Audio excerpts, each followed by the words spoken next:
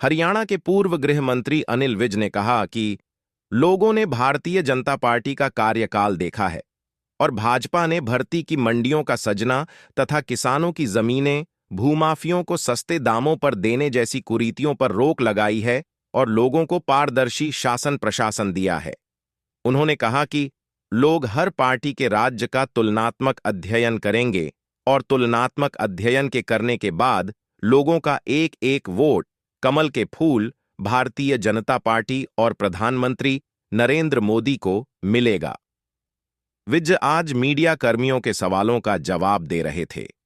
दीपेंद्र हुड्डा द्वारा हरियाणा मांगे हिसाब कार्यक्रम को निकाले जाने के संबंध में पूछे गए सवाल के जवाब में उन्होंने कहा कि विपक्ष का हक है कि वो अपनी बात कहें, लोगों का भी हक है वो सारी राजनीतिक पार्टियों की कारगुजारी देखें। उन्होंने कहा कि हरियाणा में जो भी पार्टियां चुनाव के लिए तैयारी कर रही हैं, लगभग सभी को हरियाणा में राज्य करने का मौका मिला है। लोगों ने इनेलों का राज्य देखा, लोगों ने हुड्डा का राज्य देखा, किस प्रकार से किसानों की सस्ती जमीनें भूमाफियों को दी गई, किस प्रकार से भर्तियों की मंडियां लगाई गई और किस प्रकार से नौकरियों के बाजार सजाए गए, तथा ये सब लोग भूले नहीं हैं और लोगों की याददाश्त कमजोर नहीं हुई है। कहाँ धोखा दे दिया, कहाँ धोखा दे दिया, किसको धोखा दे दिया, किस तरह का धोखा दे दिया। ये राजनीति में सिर्फ गुब्बारे बेचना हुड्डा साहब का काम है।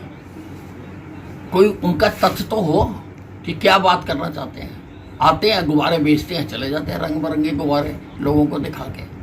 वही हरियाणा मांगे हक है, विपक्ष का हक है कि वो अपनी बात कहे। लोगों का भी हक है कि वो सारी राजनीतिक पार्टियों की कारगुजारी को देखे।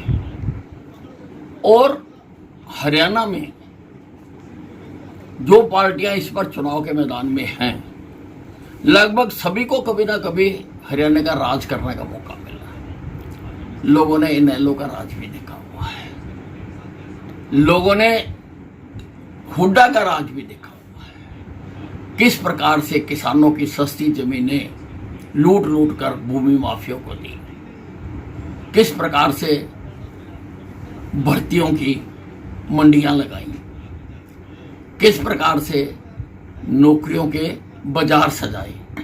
लोग भूले नहीं हैं, लोगों की याददाश्त इतनी कमजोर नहीं है।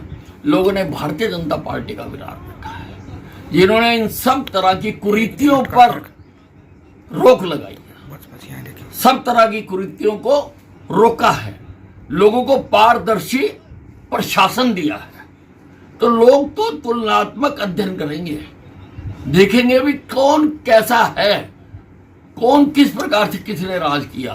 तुलनात्मक अध्ययन करेंगे और जब तुलनात्मक अध्ययन करके वोट देंगे तो एक एक वोट कमल के फूल की होगी, भारतीय जनता पार्टी की होगी, नरेंद्र मोदी की होगी। देखिए, ये जो पार्टी है, इसको पार्टी कहना शब्दकोश के साथ विश्वासघात है। पार्टी प्रजातांत्रिक पार्टी जैसा हमारा देश है, प्रजातांत्रिक पार्टी होनी चाहिए। इस पार्टी के अंदर कोई प्रजातंत्र नहीं है। ये तो कुछ धड़े इकट्ठे होकर सरकार को हासिल करने के लिए और बाद में लूटने के लिए ये एक जिस प्रकार से कुछ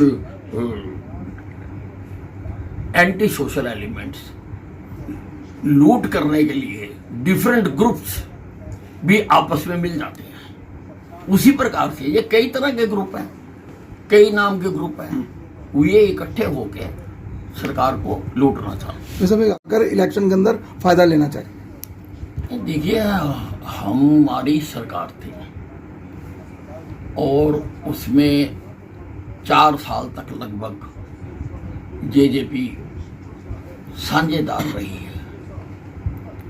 तो जो हमने काम किए हैं, क्या जेजेपी की अलग सरकार थी? कोई जेजेपी कोई अलग काम कर लेते थे? बिना कैबिनेट की और बिना मुख्यमंत्री की अप्रूवल के जेजेपी कुछ कर पाती थी? काम तो उस गठबंधन सरकार ने किए हैं, भारतीय जनता पार्टी ने किए हैं। और भारतीय जनता पार्टी को इस दौरान, ना केवल इस दौरान, उससे पिछले 5 साल भी हम थे, इस 10 साल के दौरान किए हुए हर काम को जनता के सामने उजागर करने का हक है और उसके लिए वोट मांगने का हक है। लालू अपना तो बता नहीं सकता कि कब जेल में जाएगा, कब जेल से बाहर आ जाएगा। दूसरों की भविष्यवाणी करते हैं।